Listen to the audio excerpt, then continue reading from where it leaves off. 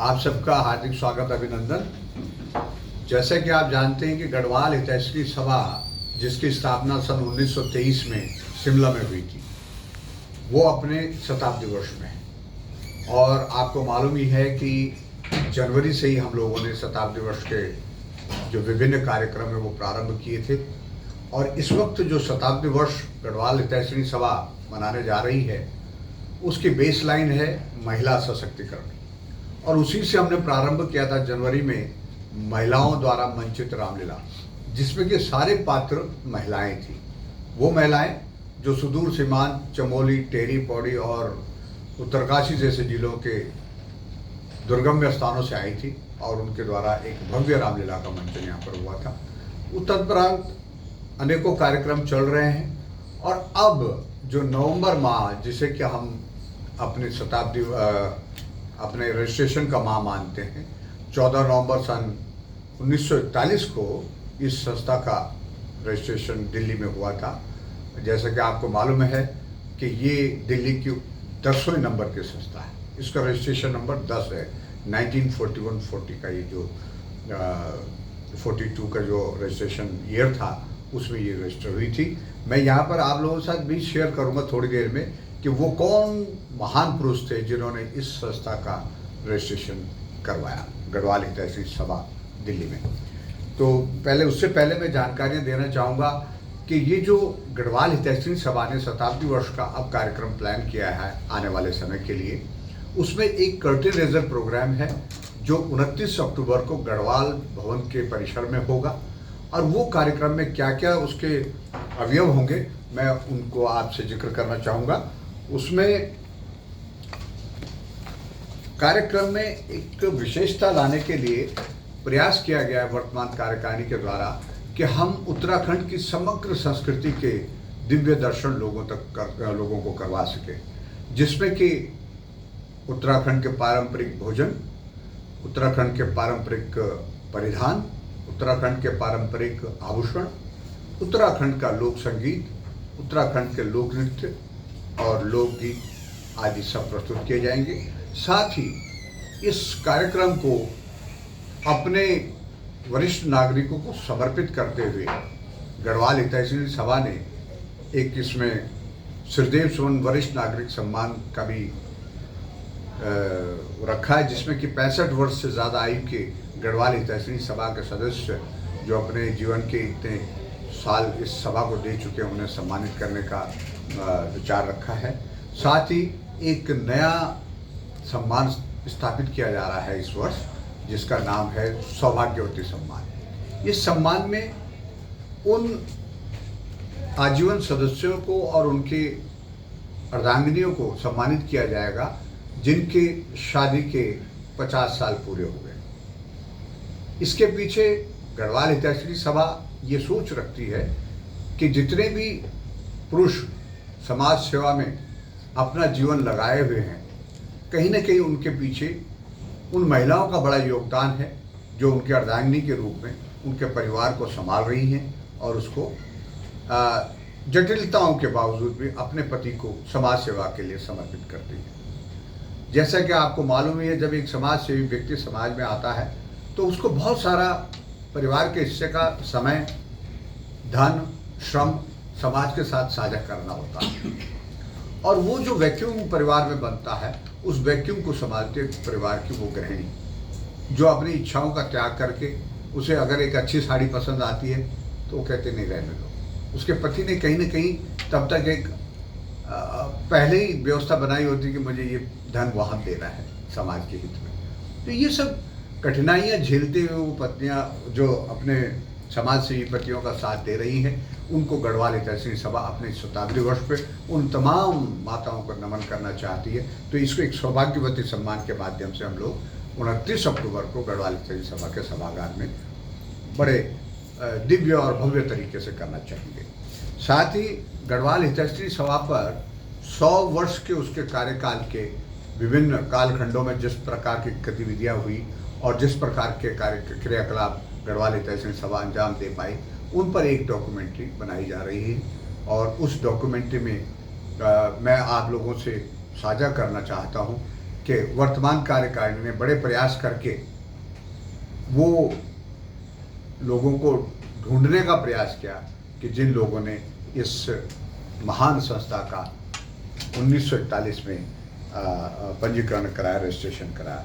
तो उसके नाम मैं यहाँ पर लेना चाहूँगा। उस वक़्त के हमारे जो प्रेसिडेंट थे, और तब दिल्ली और शिमला दोनों जगह का पता लिखा जाता था। ये ब्रिटिश काल के दौर की बात है, 1941। तब भारत में ब्रिटिश हुकूमत थी, तो ब्रिटिशर्स की जो समर कैपिटल वो शिमला होती थी और विंटर कैपिटल दिल्ली में होती थी। तो ये दोनों जगह ये अपना एड्रेस लिखते थे, क्योंकि लोग शिफ्ट होते थे। समर में ये शिमला जाते थे और विंटर्स में दिल्ली आ जाते थे। उसके बावजूद इन लोगों ने अपना एक संगठन खड़ा किया और उस संगठन को समाज और राष्ट्र की सेवा के लिए समर्पित किया। उस वक़्त के हमारे जो प्रेसिडेंट थे गढ़वाल हितैषी सभा के, गोविंद राम चंदोला जी, पंडित गोविंद राम चंदोला जी, ये क्वार्टर मास्टर जनरल थे और शिमला दिल्ली ब्रांच में ये काम करते थे। और ठाकुर मनोहर सिंह रावत जी सर्वे ऑफ इंडिया के ऑफिसर थे और सीनियर वाइस प्रेसिडेंट थे गढ़वाल हितैषी सभा के तत्कालीन 1941 में। ठाकुर विजय सिंह बिष्ट जी यूएस क्लब शिमला के ये अधिकारी थे और जूनियर वाइस प्रेसिडेंट थे उस टाइम पर। ठाकुर प्रताप सिंह नेगी सर्वे ऑफ इंडिया शिमला में थे, जनरल सेक्रेटरी थे हमारे इस गढ़वाल हितैषी सभा के 1941 में।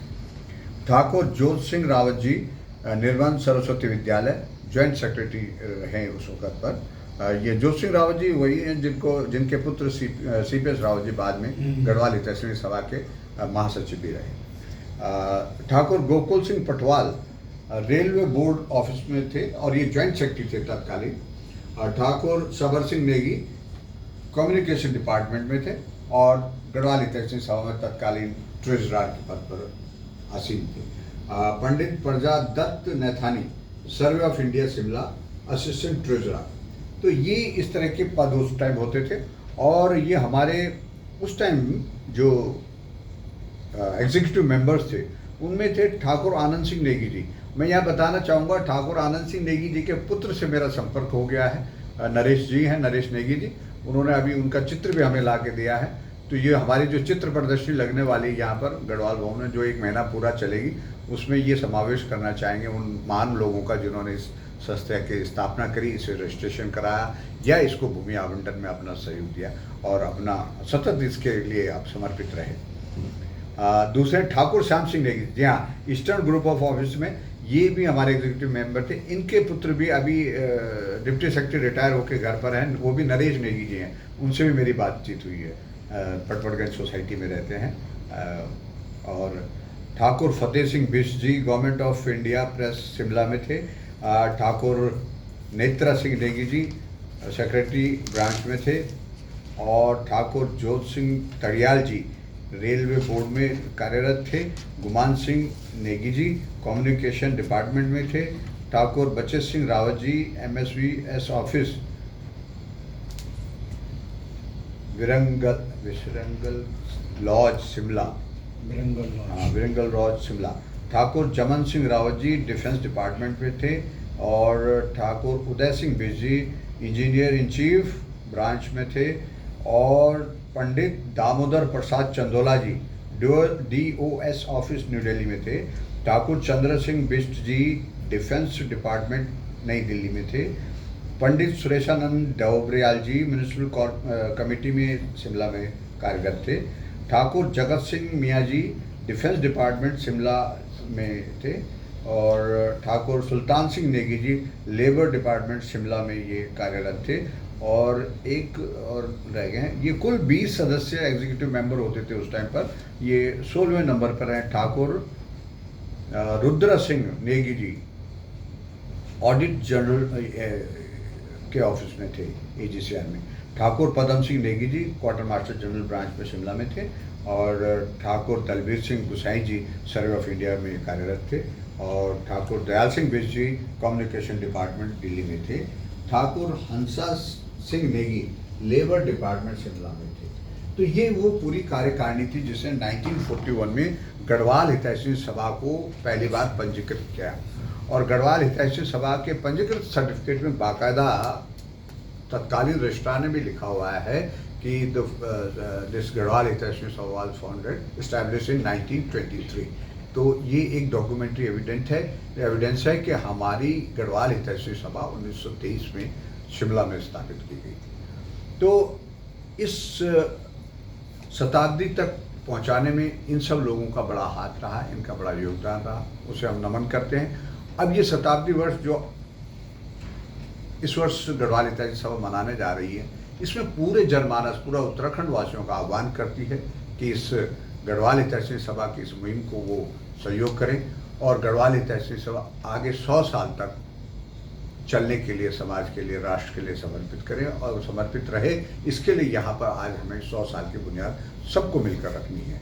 तो उसी के तहत हम लोगों ने कुछ कार्यक्रम डिज़ाइन किए हैं। वर्तमान में गढ़वाल हितैषी सभा ने एक ऐप डेवलप किया है गढ़वाल हितैषी सभा का, जिसमें कि उसका लक्ष्य के विदिन 1.5-2 साल में लगभग 12-13 लाख उत्तराखंडियों को जोड़ने का प्रयास किया जाएगा, जो गढ़वाल, दिल्ली, एनसीआर या मेट्रो सिटीज़ में रहते हैं या विदेशों में रहते हैं। तो एक बड़ा प्लेटफॉर्म गढ़वाल हितैषी सभा ने एक बार तैयार किया है अपने समग्र समाज को संगठित करने का और उसको चैनलाइज करने का कि उसकी ऊर्जा को हम किस प्रकार से समाज हित में और राष्ट्र हित में प्रयोग कर पाएंगे आने वाले समय में। इसके लिए एक मैकेनिज्म बनेगा।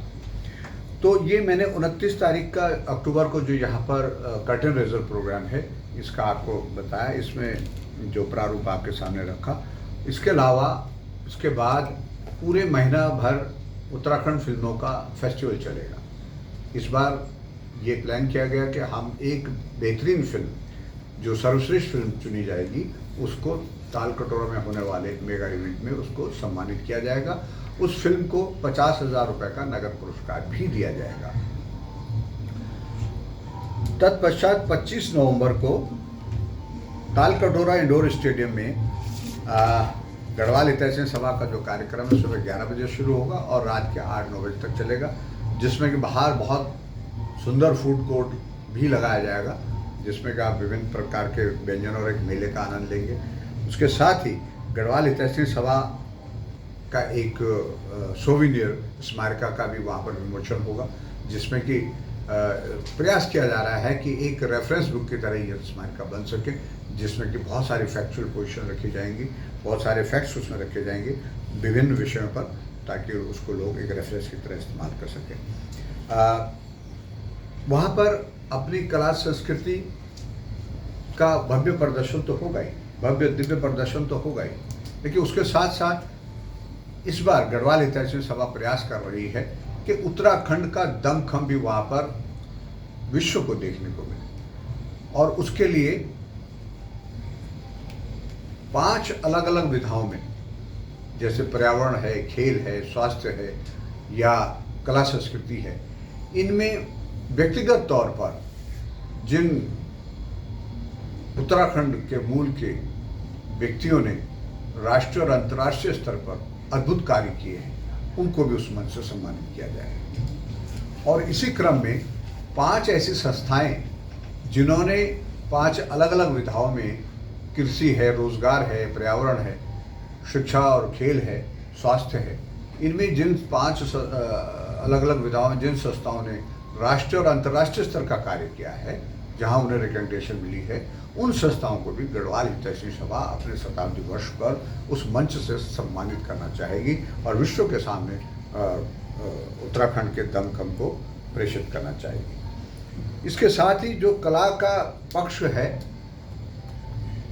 इसको विराट रूप देने के लिए प्लान, हमारे जो कला संस्कृति से जुड़े हुए लोग हैं, समिति है, वो लोग इसको 3 भागों में इसको लाएंगे, जिसमें पहला भाग होगा जो हमारा लोक कला, लोक संस्कृति, लोक संगीत से जुड़ा होगा।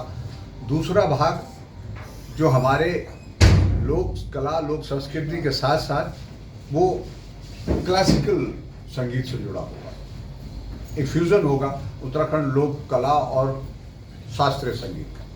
और तीसरा भाग ऐसा होगा जो उत्तराखंड लोक संगीत और वर्तमान में जो विभिन्न नृत्य कलाएं, जो बॉलीवुड और ये बॉविंग और दूसरे तरह की कलाएं आजकल आ गई, उनका एक फ्यूजन भी तैयार किया जाएगा, ताकि सभी वर्गों के लिए वहाँ पर उस कला को आसानी से स्वीकार्यता प्राप्त हो। ये भी एक प्रयास किया जा रहा है। इन सब कार्यों के लिए गढ़वाल हितैषी सभा ने अभी तक 9 विभिन्न समितियों का गठन किया है, जिसमें नोडल कमेटी है, कॉरपोरेट फंडिंग समिति है, विज्ञापन अनुदान समिति है, सांस्कृतिक समिति है, सोशल मीडिया और मीडिया समिति है, स्मारिका समिति संपादक मंडल है, व्यंजन मेला एवं प्रतियोगिता समिति है और उत्तराखंडी पारंपरिक परिधान एवं आभूषण समिति है। अभी और कुछ समितियाँ इसमें गठित। हाँ, गढ़वाल हितैषी सभा ने अपने शताब्दी वर्ष में एक बहुत सुंदर गाना नैन सिंह नेगी जी, उत्तराखंड गण रत्न नैन सिंह नेगी जी की आवाज़ में उन्हीं के द्वारा लिखा गया, उन्हीं के द्वारा संगीतबद्ध किया वो गाना भी अभी मेधावी छात्र सम्मान समारोह के दौरान लॉन्च किया था, जिस दिन वो ऐप भी लॉन्च हुआ था 20 तारीख को पिछले महीने। उसमें हमारे बीच हमारे आदरणीय मंगेश गिरजाल जी थे, IAS जो है, उन्हीं के कदमों से ये लॉन्च हुआ था। तो आप भी वो गाना ज़रूर सुनिएगा।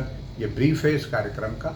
तो यहाँ एक प्रयास है गढ़वाल हितैषी सभा का अपने शताब्दी वर्ष में कि अपना कला संस्कृति और उत्तराखंड के दमखम के साथ साथ एक सामूहिक अभियान चला रही है कि कैसे हम सारे उत्तराखंड के वासियों को 15-20 लाख लोगों को एक मंच पे लाने का प्रयास करेंगे।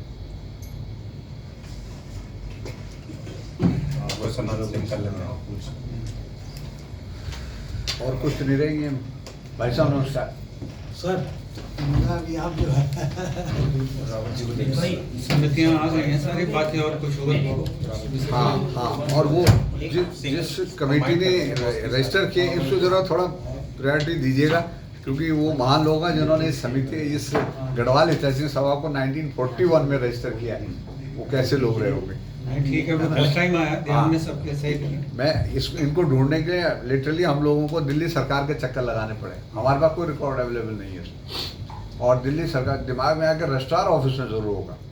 अब रजिस्ट्रार ऑफिस में 1941 में रिकॉर्ड आप समझते हैं कैसे सरकारी कार्यालय हाल होते हैं। फिर जाड़ा साहब हमारे रजिस्ट्रेशन आपका 23 वाले जो थे जिन्होंने नींव डाली वो उनका तो रिकॉर्ड होगा यहाँ। नहीं 23 दिन 1941 का रिकॉर्ड नहीं मिल रहा था, 23 का तो बहुत मुश्किल है। नहीं 41 तो आप कह रहे हो ना कि रजिस्ट्रार जो है उनके माध्यम से मिल गया। पर 23 हाँ वो फाउंडर मेंबर थे मतलब वो रजिस्ट्रेशन सर्टिफिकेट में ये जरूर लिखा है कि ये सभा 1923 में स्थापित हुई। अच्छा, ये डॉक्यूमेंट एविडेंस है, पर उसमें कौन लोग थे, वो महान लोग कौन थे जिन्होंने। अब सर आप लोग जो है गढ़वाल हितैषी सभा का जो है शताब्दी वर्ष मना रहे हैं, कितना चैलेंजिंग है आप लोगों के लिए, क्योंकि इतना मटेरियल आपको इकट्ठा करना पड़ रहा है। किस तरह से आपकी टीम काम कर रही है और क्या लगता है वो हर उत्तराखंडी प्रवासी समाज तक पहुंच रही है आपकी बात?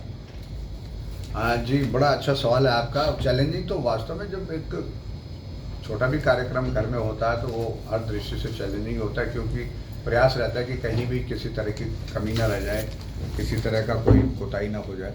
लेकिन ये तो बहुत वृद्ध कार्यक्रम है जो पूरा 1 महीना चलना है।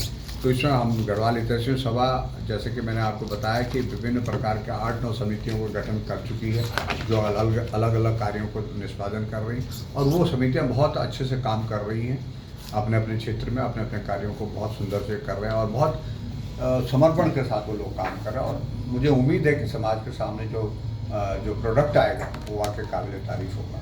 क्या हम कह सकते हैं कि उत्तराखंड प्रवासी समाज जो दिल्ली NCR में रहता है 40 लाख से भी ज़्यादा लोग हैं, क्या लगता है इस महाकौथिक में जो आपका शताब्दी वर्ष है इसमें सारा समाज एकजुट होगा, एक मंच पे पहुंचेगा? बिल्कुल, इसमें प्रयास किया जा रहा है। जैसे मैंने आपको बताया कि एक ऐप गढ़वाल हितैषी सभा ने लॉन्च किया है, जिस ऐप में कि हमने कम से कम 13-14 लाख लोगों को 1-1.5 साल के अंदर जोड़ने का लक्ष्य रखा है। एक तो उसमें दूसरा, अभी हम थोड़ा समय बाद पूरी दिल्ली NCR में जो संस्थाएं हैं उनका एक सामूहिक बैठक आयोजित करने वाले हैं, जिससे कि सबको हम किस प्रकार से चाहेंगे हर व्यक्ति इस कार्यक्रम से जुड़े। ज़रूरी नहीं वो दर्शक के रूप में है, ज़रूरी नहीं वो आर्थिक सहयोग दे, जरूरी नहीं कि वो अपनी फिजिकल प्रेजेंस दे, लेकिन बौद्धिक आर्थिक किसी भी तरह से वो इसमें जरूर जुड़े। सर हमने देखा है कि दिल्ली NCR में जो उत्तराखंड की 5000 से भी ज़्यादा संस्थाएं हैं और जब भी उत्तराखंड संस्कृति की बात आती है वो एकजुट होते हैं। क्या लगता है कि गढ़वाल हितैषी सभा दिल्ली NCR की सभी 5000 से भी ज़्यादा संस्थाओं के पास जाएगी, उनको जो है जागरूक करेगी इस मुहिम से और सबको जोड़ेगी अपने साथ?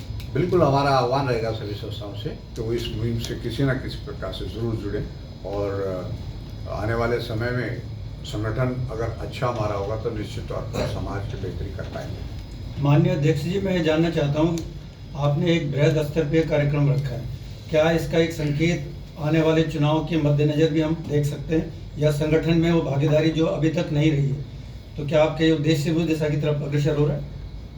जैसा कि आप जानते हैं, गढ़वाल ऐतिहासिक सभा एक गैर राजनीतिक संस्था है निश्चित तौर पर, लेकिन बहुत सारे जो राजनीतिक महत्वाकांक्षा रखते हैं व्यक्ति समाज सेवा करें और निश्चित तौर पर उन्हें संगठन अपनी जगह देंगे और समाज सेवा व्यक्ति राजनीति में आना भी चाहिए। और ये मैं समझता हूँ कि बेहतर रास्ता है, जो लोग समाज सेवा के मार्ग से आएंगे तो बेहतर राजनीति देश को दे पाएंगे। हालांकि गढ़वाल ऐतिहासिक सभा स्वयं में गैर राजनीतिक संस्था है, यहाँ राजनीतिक वर्चस्व नहीं है, बिल्कुल सारे ही समाज को साथ लेकर चलने, चाहे कोई किसी भी राजनीतिक विचारधारा से जुड़ा हुआ व्यक्ति है, उसका भी यहाँ स्वागत है अगर वो समाज के लिए आगे आना चाहते हैं। क्योंकि कहने को कहते हैं कि हम दिल्ली में 50 लाख है, 40 लाख है, लेकिन जहाँ संगठन और स्थायित्व की बात आती है वहाँ प्रतिनिधित्व नहीं होता है। तो एक माध्यम है, किस माध्यम से वो सारी चीज़ों को भी कैप्चर किया जा सकता है? बिल्कुल निश्चित तौर पर ये होगा कि गढ़वाल ऐतिहासिक सभा के शताब्दी वर्ष अपने आप में एक बड़ा घोषणा दिल्ली और एनसीआर में कर देगा कि पहाड़ के लोग संगठित हैं।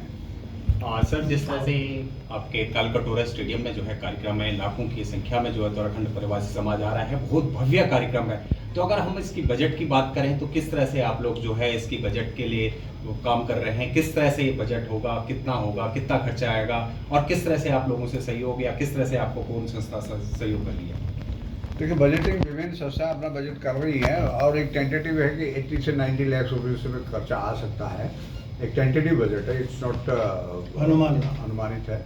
और इसको गढ़वाल ऐतिहासिक सभा विभिन्न स्पॉन्सर्स के माध्यम से और अपने जो सपोर्टर सहयोगी हैं उनके माध्यम से इसको इकट्ठा करने का। क्या उत्तराखंड सरकार से या संस्कृति विभाग से या दिल्ली सरकार से कोई आपको इस तरह की कोई मदद या कहीं उनसे कोई अभी नहीं प्राप्त हुई है, लेकिन हमने उनसे दरियाफ्त किया है कि अपने कला संस्कृति और समाज के इसके उत्थान के लिए उन्हें आगे आना चाहिए और हमें इसमें सपोर्ट करें, और हमें आशा है कि जरूर वो इसमें गंभीरता से। बेसिकली जो ऐप आपने अभी बताया कि आप डिज़ाइन किया है ना, उसमें 13-14 लाख लोगों को आप ऐड करेंगे, तो क्या वो लोग जो ऐप में ऐड होंगे उनको आप संस्था की सदस्यता देंगे? नहीं, ये संस्था के सदस्य नहीं होंगे। सदस्यता का हमारे यहाँ जो बायलॉज है वो प्रतिवर्ष हम 300 सदस्य जोड़ सकते हैं। फिलहाल का जो बायलॉज है, जब तक उसमें अमेंडमेंट नहीं लाते हैं तो हम एक साल में 300 ही लोग, एक कार्यकाल में सॉरी जो 3 साल का टेन्योर है एक कार्यकारिणी का, उसमें 300 सदस्य जोड़ सकते हैं। अभी हुआ यह, इससे पहले तो सदस्यता बंद ही थी, लेकिन ये वो लोग होंगे जो गढ़वाल ऐतिहासिक सभा की विभिन्न मुहिमों से जरूर जुड़े होंगे। जैसे फॉर एग्जाम्पल मैं बताता हूँ आपको, वर्तमान कार्यकारिणी ने 3 प्रोजेक्ट डिज़ाइन करे हुए जो शताब्दी वर्ष के बाद उसमें लगना है पूरी तरह से, और उसमें बहुत ज़्यादा मदद समाज की भी चाहिए, सरकारों की चाहिए और कॉरपोरेट्स की भी चाहिए। वो ठीक कार्यक्रम ये है, एक रूरल हेल्थ मिशन डिज़ाइन कर रहे हैं, वो ये ऐप के माध्यम से चलने वाला है। दूसरा डिज़ाइन हमारा कार्यक्रम है जिसे हमने नाम दिया है ग्रामीण शिक्षा अभियान, रूरल एजुकेशन मिशन। और तीसरा हमारा वानप्रस्थ। तो वानप्रस्थ वो कार्यक्रम है जिसमें कि हम सुदूर पहाड़ों में या उत्तराखंड के सुदूर आंचलिक क्षेत्र में रह रहे बुजुर्ग जो अकेले रह रहे हैं, आपने महसूस किया होगा अगर आप लोग उत्तराखंड से हैं तो ये महसूस करते होंगे कि वहाँ के बुजुर्ग किसी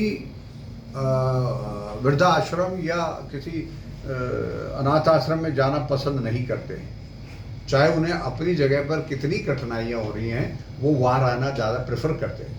तो गढ़वाल ऐतिहासिक सभा ने उनकी इस मनोभाव को सम्मान करते हुए एक कार्यक्रम डिज़ाइन कर रही है कि उनकी सेवा उन्हीं के जगह स्थान पर कैसे की जा सकती है। तो उसमें हमारा ये है कि हर ग्राम सभा में ये प्रयास किया जाएगा कि 10वीं 12वीं में पढ़ने वाले बच्चे या बच्चियाँ या उस गांव में आई कोई बहू जो थोड़ी बहुत पढ़ी लिखी हो, उनको वॉलंटियर के तौर पर ट्रेन करें, और उन वॉलंटियर को हम नॉमिनल कुछ जिसे ऑनरेरियम है वो भी देंगे ताकि उन बच्चों के एजुकेशन में सहायता मिले, उनको आर्थिक सहायता मिले। जो लोग पर्टिकुलर पहाड़ों में रह रहे हैं जी, जो गांव में ही बच्चे रह रहे हैं और 10वीं 12वीं में हैं या बहुएं वो पढ़ी लिखी और गांव में रह रही हैं, थोड़ी बहुत पढ़ी लिखी हैं, तो उनको एज अ वॉलंटियर जोड़कर और उनको ट्रेन किया जाएगा कि बीपी कैसे नापा जाता है, शुगर कैसे नापा जाएगा, और वो सब चीज़ें वो उनको 10-15 दिन में टेस्ट करके अपने ऐप में डाउनलोड कर देंगे। ऐप में डाउनलोड करने के बाद यहाँ पर हमारे डॉक्टर्स उसको एनालाइज करेंगे कि इनको क्या मेडिकेशन चाहिए या क्या फर्दर मैनेजमेंट की कोई ज़रूरत है, तो उस तरह से हम गाइडलाइंस बना के फिर फर्दर मैनेजमेंट के लिए बात करेंगे।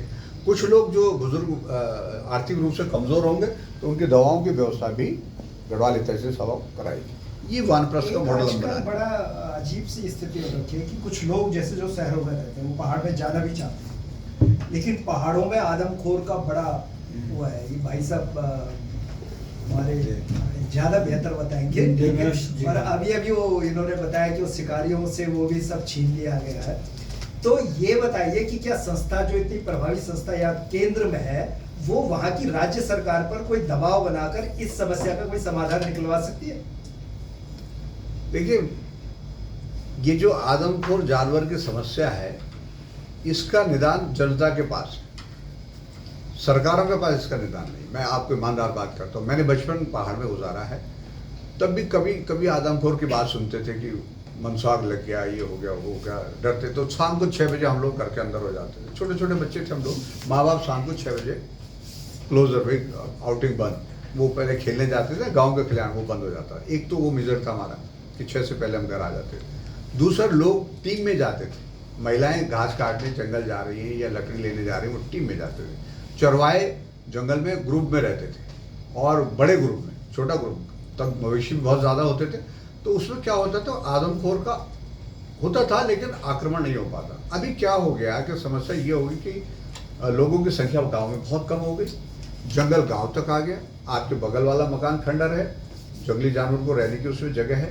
तो ये सब चीज़ें मेजर्स हम लोगों को देखने पड़ेंगे कि इसको कैसे, सरकारों का भी इस पर रोल फिक्स किया जा सकता है कि फॉर एग्जांपल मेरे घर के बगल में खंडर मकान है जो खंडर हो चुका है, उसमें जंगली जानवर रहना शुरू कर दिए, उस मकान को कुछ न कुछ गवर्नमेंट पॉलिसी लाए, हाउ किसको क्लीन अप कैसे किया जाए उसको रहने के लिए। मैंने गाँव में एक सजेशन दिया था कि जितने भी खंडर मकान है उनको ढा के वहीं उसका प्लेटफॉर्म सा बना दीजिए और उस प्लेटफॉर्म पे आप बैठने के अपनी चौपाल बनाइए या अपने कुछ आप कार्यक्रम कर सकते हो उसमें, और प्लेटफॉर्म बन जाएगा तो शेल्टर उसका बंद हो जाएगा। चाहे जंगली सुअर है, जंगली बाघ है या तेंदुआ है, चीता जो भी है, वहाँ पे चीता तो नहीं होता है, खैर तेंदुए हैं, तो उनका वो शेल्टर का जो घोंसला नहीं रहेगा आपके नज़दीक। और दूर तो हमेशा रहे, ये तो एक ह्यूमन और वाइल्ड एनिमल बिहेवियर हमें सीखना पड़ेगा कि कैसे रहना है। उसमें उनका मजबूरी ये हो गया शायद शिकार जंगल में कम है। समस्या ये है कि सपोज किसी गांव में 2-4 लोग हैं, कहीं 5 है, कहीं 7 है, कहीं 2 ही हैं, और इवन की यहाँ भी स्थिति है कि कहीं एक ही है।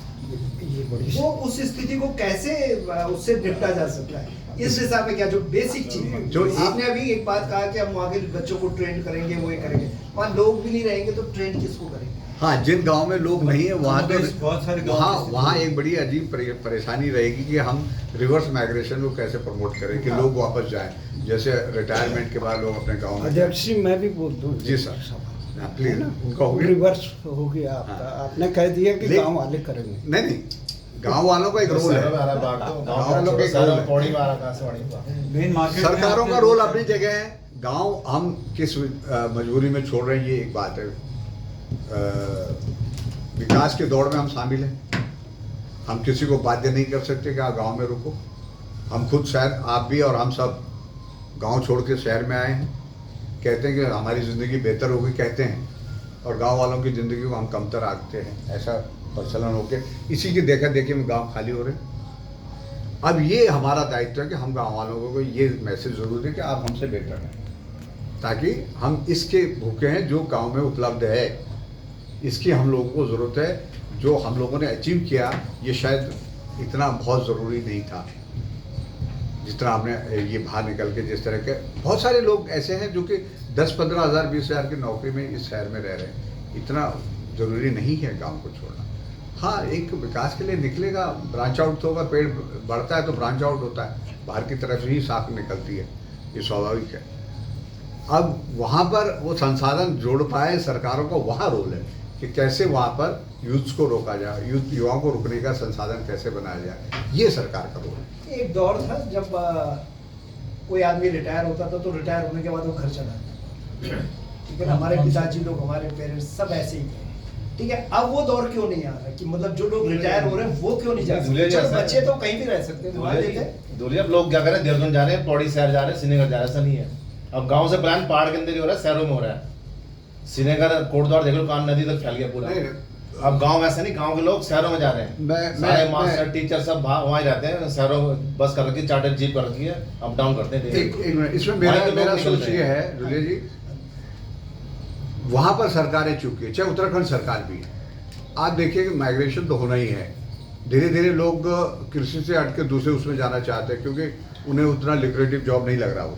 लेकिन सरकारों का ये होना चाहिए था कि अगर माइग्रेशन भी हो तो 10-20 किलोमीटर के दूर पे एक अच्छा कस्बा डेवलप करते जिसमें सारी सुविधा संपन्न होती, स्वास्थ्य सेवाएं होती, शिक्षा होता, उद्योग के अवसर होते, मंडियाँ होती ताकि अपना काश्तकार वहाँ पर अपना सामान ले जा सकता। तो वो माइग्रेशन होता आपका 10-20-40 किलोमीटर दूर, तो वहाँ से वो अपने गांव को भी मेंटेन करता है। लेकिन अभी दिक्कत क्या हो गया कि जो हमारे पहाड़ में उत्तराखंड में माइग्रेशन हो रहा है, सीधा या तो दिल्ली, मद्रास, बॉम्बे, चंडीगढ़ या अब्रॉड हो रहा है।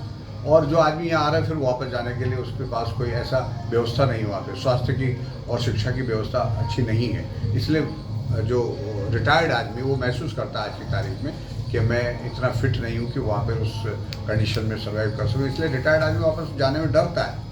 पहले के लोग कंपेरेटिवली फिट थे तो वो यही सोचते थे कि वापस चले जाएं। लेकिन हाँ, सरकारों का यहाँ पर एक बड़ा दोष ये ज़रूर है कि उन्होंने इतने समय में आसपास में 20, 40, 50 किलोमीटर की परिधि में ऐसी टाउनशिप डेवलप नहीं करी जिसमें कि सारी सुविधा संपन्न हो। वो एक बड़ी चूक है और अब भी सरकारों को उसको ध्यान देना चाहिए।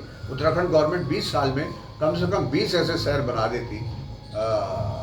13 जिले, हमारे हर जिले में 1-1, 2-2 शहर तो मॉडल के रूप में बनाए जा सकते थे, ताकि अब वहाँ पर आपका माल्टा गिर रहा है, सड़ रहा है, ऊपर लाने तक की उसके लाने पास वाला नहीं मिल रहा है। कितना लाद के लाएगा आदमी, क्योंकि मंडी नहीं है, कोई सिस्टम नहीं डेवलप हुआ। हमारा दूध का उत्पादन धीरे धीरे घट गया, खत्म हो गया। अब बाहर के दूध पे लोग आश्रित हो गए क्योंकि लोगों को वो पशु रखना तो उसके दूसरे व्यवसाय मिल नहीं रही है। तो ये सब चीज़ों का विमल जी, रावत जी पूछ रहे शताब्दी वर्ष पे भाई अध्यक्ष जी, आपको बधाई हो कि शताब्दी वर्ष आयोजन कर रहे हैं आप। अब आपने कहा भी कि हमारी ये संस्था गैर राजनीतिक है। भाई इसमें जो आमंत्रण पत्र देख रहा हूँ मैं आपकी जो संस्था का है, ऐसा लग रहा है भाजपीकरण। जिन लोगों ने इस संस्था में, जिन सरकारों ने पैसे दिए, उनका कहीं उल्लेख तक नहीं है। फोटो तस्वीर तो बहुत दूर की बात है, उल्लेख तक नहीं। और दूसरी बात ये है कि सामाजिक संस्था का सबसे बड़ा दायित्व तो ये नहीं होता है। संस्कृति तब बचती है जब वर्तमान बचा रहे। जब उत्तराखंड के वर्तमान में जोशीमठ से हल्द्वानी से लेकर तमाम बाग से लेकर ये तमाम ज्वलंत मुद्दे हैं, उन मुद्दों पर गहन चिंतन मंथन और पूरी जनता का ध्यान आकृष्ट करने के बजाय केवल फिल्मों पर ही फिल्म महोत्सव करके, मुझे ये नहीं लगा आज तक संसार का कोई समाज केवल फिल्म महोत्सव करके ही आगे बढ़े। सामाजिक संस्थाएं जितनी भी बनी हैं, हमारे यहाँ धन संग्रह समिति बनी या पट्टी विकास बनी, जिला बनी, वो क्षेत्र के विकास की समस्याओं का समाधान के लिए बनी। क्या गढ़वाल हितैषणी सभा जो उत्तराखंड में दिल्ली के लोगों की सबसे बड़ी संस्था कहती है, अरे है, वो अपने इस सामाजिक दायित्व के निर्वहन करने के लिए यहाँ के संसाधनों को जो 80 लाख के आसपास आप कह रहे हैं खर्च हो रही है, और गढ़वाल भवन की जगह ताल कटोरों का प्रमोशन किया जा रहा है, वो कहाँ तक जाए? नहीं, आपका प्रश्न ये है कि ताल कटोरों को हम प्रमोट नहीं न ना, करें। पहले ये जो स्थान है आपका उसको महत्व दी जाए। आपके 7-8 प्रश्न हो गए इसमें, चलो। हाँ, आप वो पहला आप- प्रश्न आपने गढ़वाल हितैषणी सभा क्या अपना सामाजिक दायित्व निभा रही है? नहीं, मुझे जो लगता है एक बात आप ये जानना चाहते हैं। देखिए, आपको मैंने अभी बताया ना, गढ़वाल हितैषणी सभा ने अभी हाल में जो 3 नए प्रोजेक्ट डिजाइन करे हैं, जिसमें ग्रामीण स्वास्थ्य अभियान है। ग्रामीण स्वास्थ्य अभियान में आप यहाँ पर बताना चाहूँगा, गढ़वाल हितैषणी सभा ये महसूस करती है कि स्वास्थ्य सेवाएं जो स्टैचुरी हॉस्पिटल्स हैं उत्तराखंड में वो कामयाब नहीं है। आप ब्लॉक हेडक्वार्टर में करोड़ों रुपया लगा के एक हॉस्पिटल बनाते हैं, उसमें इक्विपमेंट डालते हैं करोड़ों रुपए का, और उसके बाद उस हॉस्पिटल में कोई कर्मचारी रुकना नहीं चाहता, कोई डॉक्टर रुकना नहीं चाहता है, नर्स रुकना नहीं चाहती, टेक्नीशियन रुकना नहीं चाहता है, तो वो हॉस्पिटल आपका जो 50 बेड का 100 बेड का हॉस्पिटल है बिल्कुल बंजर हो जाता है, और उसको एक मामूली कर्मचारी चला रहा होता है। वो सुविधाएं सारा कुछ बंद होता है वहाँ, आपका एक्सरे यूनिट नहीं चल रहा, आपका अल्ट्रासाउंड नहीं हो रहा, आपका ये नहीं हो रहा। तो मैं समझता हूँ गढ़वाल तहसील सभा ये महसूस करती है कि ये जो पहाड़ों के लिए स्वास्थ्य का प्लानिंग है ये फेलियर है।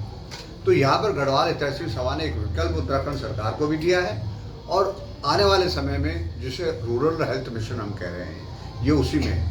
उसमें क्या डिज़ाइन किया, एक मोबाइल वैन पर एक ऐसा इक्विपमेंट माउंट कर दिया जाएगा जिसमें कम से कम 52 तरह के टेस्ट हो सकते। उस इक्विपमेंट में एक स्क्रीन होगा, उस पर पेशेंट का चित्र भी आ जाएगा, आवाज़ भी आएगी, और अगर आपका डॉक्टर हेडक्वार्टर में भी बैठा हुआ है वो लिंक हो जाएगा उससे, वो आमने सामने ऐसे लगेगा बात कर रहे हैं।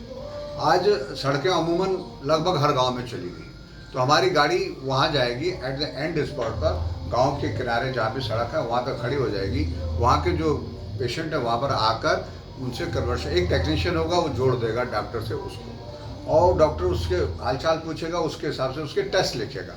उन्होंने मान लो ब्लड टेस्ट लिखा, एक्सरे वो ECG लिख दिया, तो तुरंत वहीं पर हो जाएगा, और वो with in fraction of few minutes वो रिपोर्ट आ जाएगी और वो डॉक्टर को मिल जाएगा, और उन रिपोर्ट के आधार पर डॉक्टर उसी टाइम बता सकता है कि इस मरीज की स्थिति क्या है। जिसको मेडिकेशन चाहिए तो मेडिकेशन ले, टेलीमेडिसिन से उसका पर्चा बन जाएगा, और अगर उसको फर्दर मैनेजमेंट चाहिए, वो सीरियस कंडीशन है उसका, तो वो फर्दर मैनेजमेंट के लिए उसे लिखेगा। तो ये जो हेल्थ मिशन है, स्वास्थ्य सेवा आपके द्वार समझ लीजिए, ये ऐसा स्लोगन है। एट द सेम टाइम सबसे ज़्यादा मार पहाड़ में हमारी उन जो गर्भवती माताएं बहनें हैं उनको है। माल न्यूट्रिशन हो रहा है, विकास नहीं हो रहा है बच्चे का ठीक से, ये सब हो रहा है, उसको कोई पता ही नहीं चल रहा है, क्योंकि वो फॉलोअप नहीं है। वो 20-30 किलोमीटर 40 किलोमीटर दूर जाना नहीं चाहते लोग, अक्सर व्यस्त हैं, नहीं जा पाते, गरीबी भी है, कुछ लोग गरीबी के कारण भी नहीं जाते।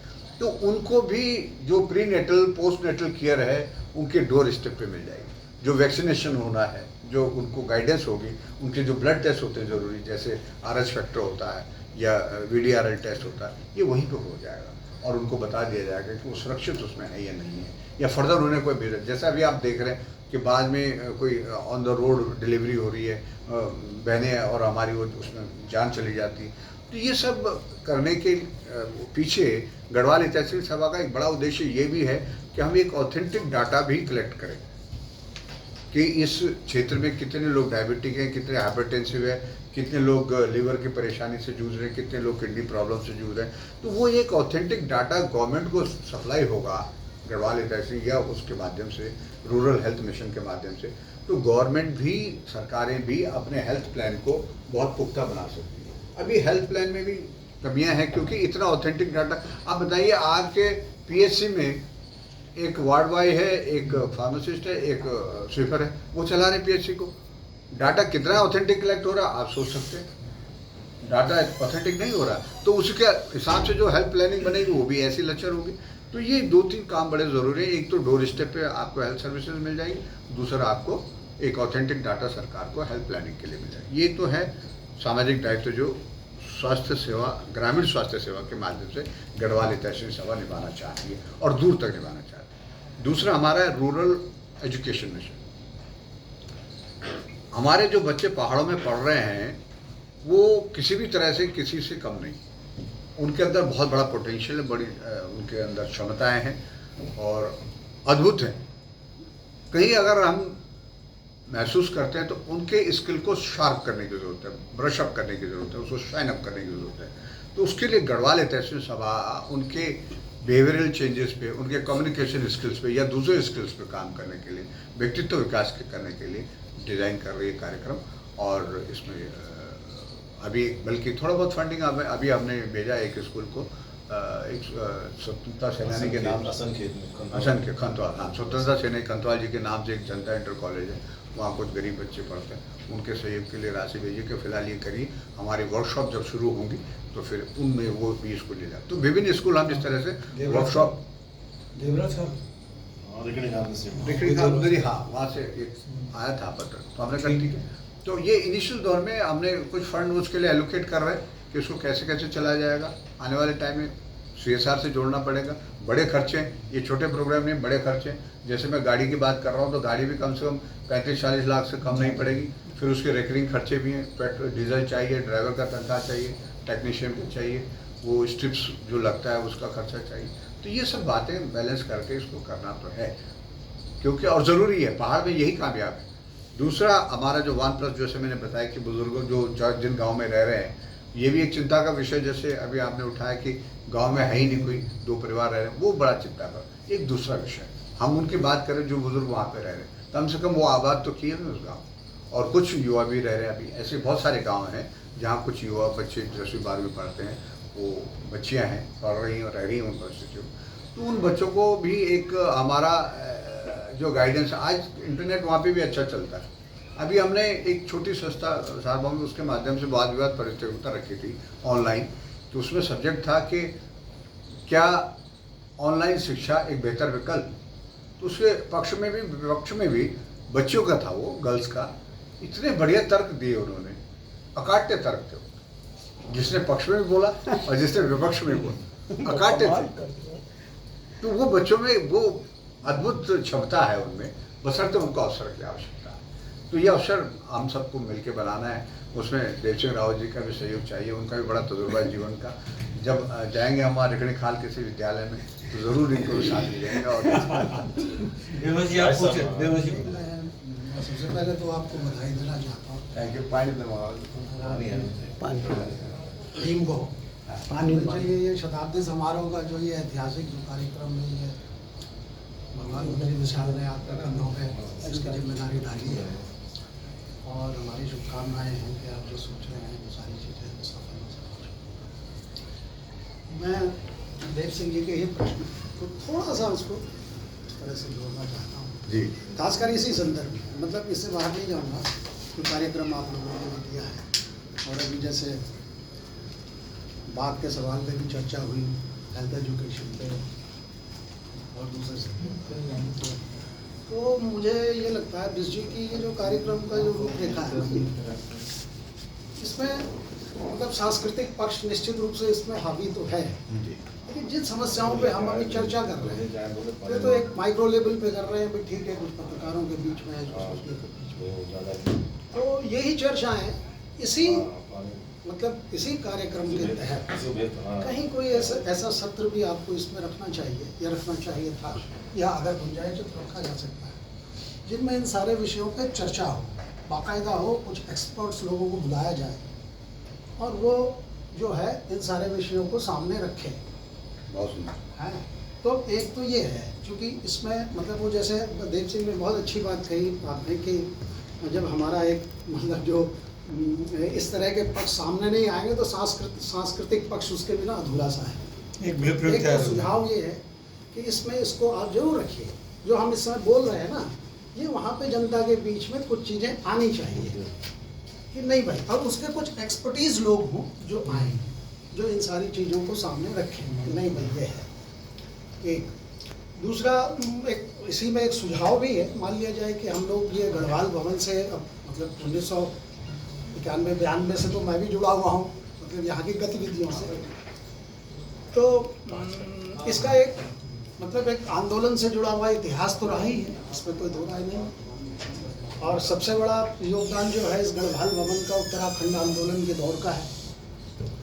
उत्तराखंड आंदोलन के दौर में भी यहाँ कई सेमिनार हुए, कई वो हुए, यहाँ पे मीटिंगें हुई, और मतलब बहुत स्ट्रेटेजी वगैरह बनी, हम लोग आते थे। बिल्कुल, सामाजिक समस्याओं का जब भी आया तो गढ़वाल ऐतिहासिक की भूमिका रही है उसमें।